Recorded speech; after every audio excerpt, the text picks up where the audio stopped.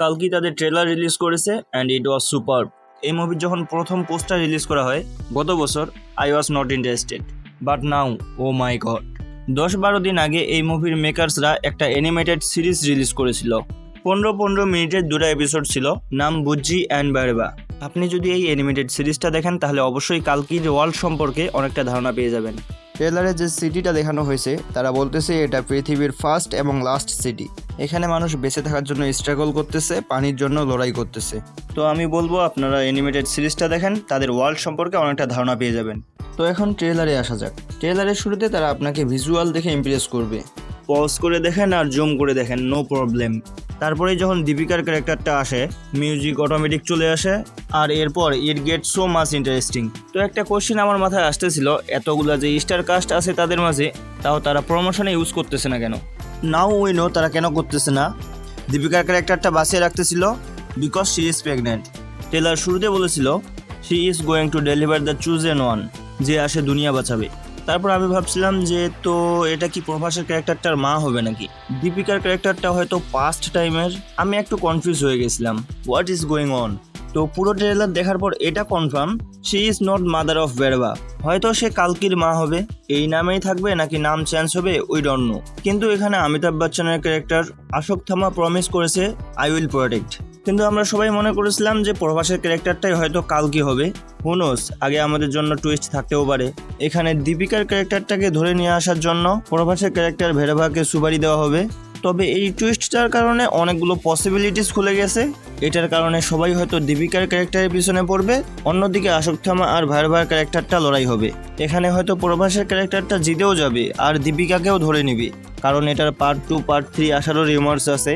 এখানে শেষে প্রভাসের হৃদয়ও পরিবর্তন হয়ে যেতে পারে, সে গিয়ে অশ্বত্থামাকে হেল্পও করতে পারে। ট্রেলার শেষে কমল হাসানের জাস্ট একটা লুক দেখানো হয়, যেটা ছিল জাস্ট ওয়াও।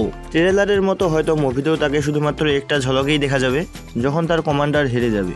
এই মুভির যে মেইন ভিলেন উপরে বসে আছে কমল হাসান, তার নামে এখন পর্যন্ত কোনো পোস্টার বের করা হয়নি, কোনো ফুটেজ দেওয়া হয়নি। তাকে একবারে ট্রেলারে রিভিল করা হলো, তার একটা ডায়লগে পুরো ভয় ধরিয়ে দিয়েছে।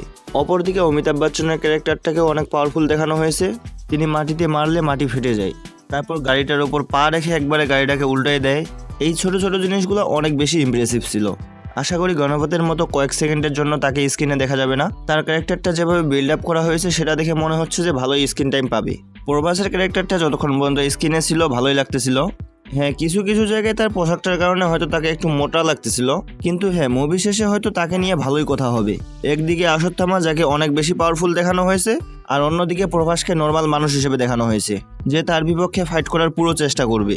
তবে একটা জিনিস, এখানে কি প্রভাস তার নিজের ভয়েস ওভার নিজে করছে নাকি কোনো ভয়েস আর্টিস্টকে ব্যবহার করা হয়েছে? আর যদি সে তার নিজের ভয়েস নিজে দিয়ে থাকে তাহলে আমি বলবো এটা ভালো ছিল, রাধেশ্যামের থেকে তো ভালো। রাধেশ্যামে তার ভয়েসের যে অবস্থা ছিল, এটা দেখে মনে হচ্ছে যে না ভাই ঠিক আছে। 600 কোটি টাকা বাজেটের মুভি, টাকা ভালো জায়গায় ঢাললে যে ভালো ফিডব্যাক পাওয়া যায় এটা তার উদাহরণ। আমি আদিপুরুষের সাথে তুলনা করতেছি, সেটারও বাজেট 600 কোটি ছিল। তখন থেকে আমি শুধু এই মুভির প্রশংসাই করতেছি। এখন চলেন এর নেগেটিভ দিকগুলো দেখা যাক। দিশা পাটানি যে ইনস্টাগ্রামে তার ফাইটের রিলসগুলো আপলোড করে, এই ট্রেলারও তার ফাইট ঠিকঠাক ছিল, কিন্তু যখনই সে তার মুখ খুলেছে মনে হয় না যে সে ইন্ডিয়ান। আর অন্যদিকে কমল হাসানের জাস্ট একটা ডায়লগ পুরো কাঁপিয়ে দিয়েছে। আপনারা হয়তো আয়রন ম্যান অথবা ডুনের সাথে কম্পেয়ার করতে পারেন, বাট আই ডোন্ট কেয়ার। কিন্তু তারা যেমন ওয়ার্ল্ড ক্রিয়েট করেছে এমনটা হতেই পারে। মুভির background music, action, CGI, VFX সব কিছুই অসাধারণ ছিল। দুটো জিনিস যদি ভালো হয় তাহলে মুভি বাহুবলীর লেভেলে চলে যাবে। নাম্বার 1 তো হচ্ছে এর স্টোরি, আর নাম্বার 2 ফিল্ম মেকিং। এই দুটো যদি ভালো হয় তাহলে মুভি হিট।